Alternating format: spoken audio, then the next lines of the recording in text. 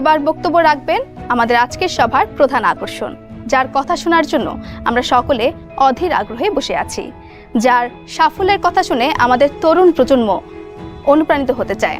তিনি আর কেউ নন, আমাদের সকলের প্রিয় জনাব মাহির চৌধুরী।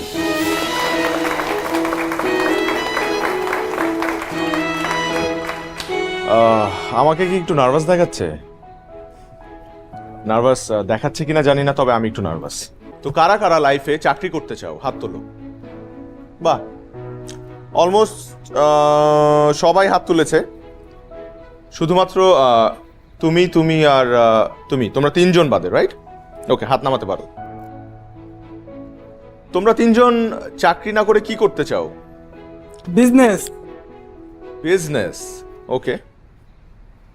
তাহলে বাকিদেরকে একটা সাজেশন দেই, তোমরা আজকেই তোমাদের সিভি গুলো এই তিনজনকে দিয়ে রাখো,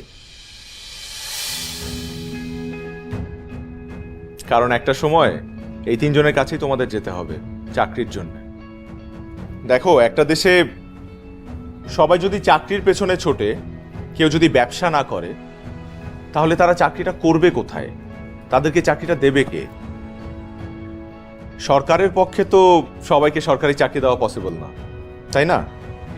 এখন একটা দেশের ইকোনমি বা তার জিডিপি পুরোপুরি নির্ভর করে তার দেশের উৎপাদন ও ব্যবসার উপর।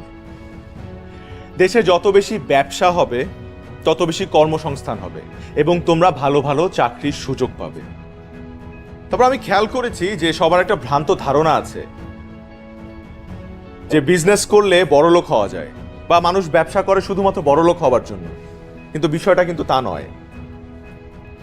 ব্যবসা না করলে নতুন আইডিয়াস জেনারেট হবে না, আর নতুন আইডিয়াস জেনারেট না হলে দেশের ইকোনমি বা দেশকে উন্নয়নের শীর্ষে আমরা নিয়ে যেতে পারবো না। তো এই কারণে বলছি যে সবাই চাকরি চাকরি করো না, মাথা থেকে ভূত ছেড়ে ফেলো, উদ্যোক্তা হও, বি অ্যান এন্টারপ্রেনার। সেখানে দেখবে যে তোমার সম্ভাবনা সীমাহীন।